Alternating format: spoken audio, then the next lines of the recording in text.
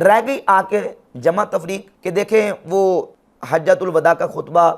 9 ذوالحجہ کو بنتا ہے اور پیر شریف کو آپ کا وصال ہے، تو اس اعتبار سے 12 ربیع الاول پیر کے دن بنتی نہیں ہے۔ تو اس کا جواب میں نے بحمد تعالیٰ صحیح بخاری ہی سے دیا تھا، اور میں نے نہیں دیا بلکہ اس سے پہلے یہ جواب حافظ ابن کثیر نے البدایہ و نہایہ میں دیا۔ صحیح بخاری کی 1709 نمبر حدیث ہے کہ اما عائشہ صدیقہ رضی اللہ تعالیٰ عنہ فرماتی ہیں نبی پاک صلی اللہ علیہ وآلہ وسلم جب حجۃ الوداع کے لیے مدینہ شریف سے نکلے تو اس وقت فرماتی ہیں کہ ذوالقعدہ کے 5 دن باقی تھے، ایک حدیث یہ، اور دوسری حدیث صحیح بخاری کی 1547 نمبر ہے۔ سیدنا انس بن مالک رضی اللہ تعالیٰ عنہ فرماتے ہیں کہ نبی پاک صلی اللہ علیہ وآلہ وسلم جب مدینہ شریف سے نکلے تو آپ صلی اللہ علیہ وآلہ وسلم نے مدینہ شریف میں ظہر کی 4 رکعات ادا فرمائیں۔ ان دونوں حدیثوں کی روشنی میں حافظ ابن کثیر یہ لکھتے ہیں کہ اب سوال یہ پیدا ہوتا ہے کہ نبی پاک صلی اللہ علیہ وآلہ وسلم نے جمعہ کے دن 9 ذوالحجہ کو مکہ شریف خطبہ دیا۔ اما عائشہ فرماتی ہے کہ نبی پاک علیہ السلام جب مدینہ شریف سے نکلے تو ابھی ذوالقعدہ کے 5 دن باقی تھے۔ اب اس اعتبار سے سوال یہ پیدا ہوتا ہے کہ نبی صلی اللہ علیہ وآلہ وسلم مدینہ شریف سے کس دن نکلے، جمعرات کو نکلے، جمعے کو نکلے یا ہفتے کو نکلے؟ اگر یہ کہیں کہ آپ علیہ السلام جمعرات کو نکلے تو اس اعتبار سے دن بن جاتے ہیں 6، یعنی جمعے کا دن، ہفتے کا دن، اتوار کا، پیر کا، منگل کا، بدھ کا، اور درمیان میں آگئی جمعرات کو ہو جائے گی 1 ذوالحجہ مکہ شریف۔ درمیان میں دن بن جاتے 6، جبکہ سیدہ عائشہ فرما رہی ہیں کہ دن 5 ذوالقعدہ کے باقی تھے۔ اگر جمعرات کو نبی علیہ السلام کا نکلنا مانا جائے مدینہ شریف سے تو دن 6 بن جاتے ہیں، لیکن سیدہ عائشہ فرماتی دن 5 تھے۔ اور اگر جمعے کے دن کو نبی علیہ السلام کا مدینہ شریف سے نکلنا مانا جائے تو وہ بھی صحیح بخاری کی حدیث اس کی نفی کر رہی ہے، کیونکہ سیدنا انس بن مالک رضی اللہ عنہ فرماتے ہیں، صحیح بخاری 1547 نمبر حدیث ہے کہ نبی پاک علیہ السلام نے نکلتے وقت اس دن ظہر کی نماز مدینہ شریف میں 4 رکعت ادا فرمائی، اور جمعہ کے دن حالت حضر اور قیام میں ظہر کی نماز نہیں ہوتی بلکہ جمعہ ہوتا ہے، تو اس سے ثابت ہوا کہ وہ دن جمعے کا دن بھی نہیں تھا، تو لا محالہ ماننا پڑے گا وہ دن ہفتے کا دن تھا۔ تو آپ صلی اللہ علیہ وآلہ وسلم اگر ہفتے کے دن نکلیں تو سیدہ عائشہ فرماتی دن درمیان میں ذوالقعدہ کے 5 باقی تھے، تو اب اس اعتبار سے 5 دن جو ہے وہ اس اعتبار سے بنتے نہیں ہیں مکہ کی تاریخ کے حساب سے، یعنی اتوار، پیر، منگل، بدھ، یہ تو 4 دن بنتے ہیں، کیونکہ وہاں جو 1 ذوالحجہ ہے وہ جمعرات کو ہو رہی ہے۔ تو اس اعتبار سے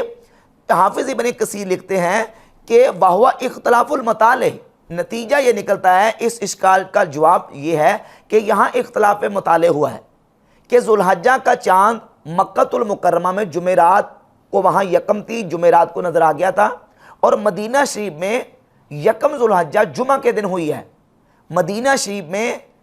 جمعرات کو چاند نظر نہیں آیا۔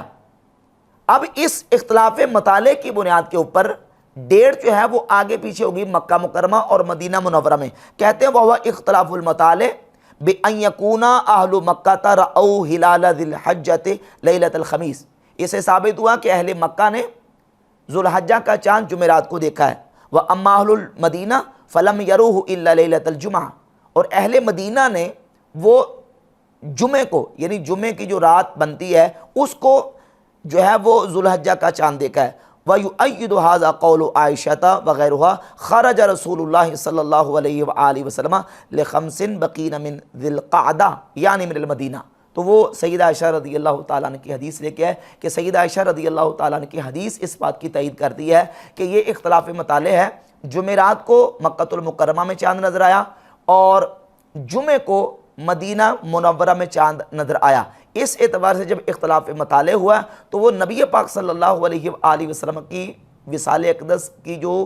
دن ہے وہ پیر شریف کا ہے، اور تاریخ 12 ربیع الاول ہی بنتی ہے اگر ان تینوں مہینوں کو مکمل اور کامل مانا جائے۔ اس اعتبار سے یہ جو ہے یہ صحیح بخاری کی ان احادیث سے جمہور اہل سیر کے قول کی تائید ہو جاتی ہے، اور جمہور اہل سیر کا قول ہی درست اور راجح قرار پاتا ہے کہ نبی پاک صلی اللہ علیہ وآلہ وسلم پیر شریف 12 ربیع الاول کو آپ علیہ السلام کا وصال اقدس ہوا۔ یہی جمہور کا قول ہے، یہی جو ہے وہ مولا علی کا قول ہے، یہی سیدہ عائشہ کا قول ہے، اور یہی امام المغازی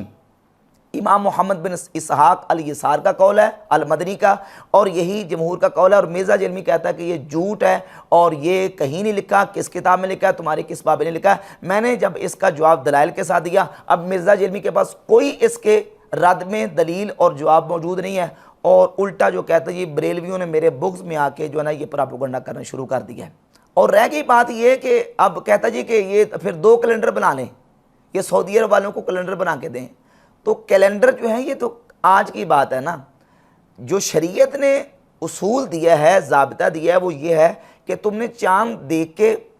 روزہ رکھنا، چاند دیکھ کے افطار کرنا ہے۔ تو شریعت میں جو تاریخوں کا اعتبار ہے وہ چاند دیکھ کے ہے۔ اب حج جو ہے وہ بھی چاند دیکھ کے، ذوالحجہ کا چاند جب نظر آئے گا تو تاریخیں شروع ہوں گی۔ مکہ المکرمہ میں جو ہے وہ اختلاف مطالعے کی بنیاد پر چاند نظر آیا جمعرات کو، اور مدینہ منورہ میں چاند نظر آیا ہے جمعے کے دن۔ اور یہ تو متعدد احادیث، کتب احادیث میں موجود ہے کہ نبی پاک صلی اللہ علیہ وآلہ وسلم کے صحابہ کرام ایک جگہ پہ چاند دیکھ لیتے تھے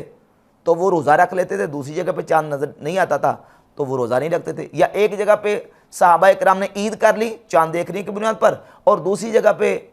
نبی پاک علیہ الصلوۃ والسلام کی ذات اقدس نے خود اور صحابہ کرام نے روزہ رکھا، اور آپ صلی اللہ علیہ وآلہ وسلم نے پھر اطلاع ملنے پر اور خبر ملنے پر، گواہی ملنے پر صحابہ کرام کو روزہ افطار کرنے کا حکم دیا عید والے دن۔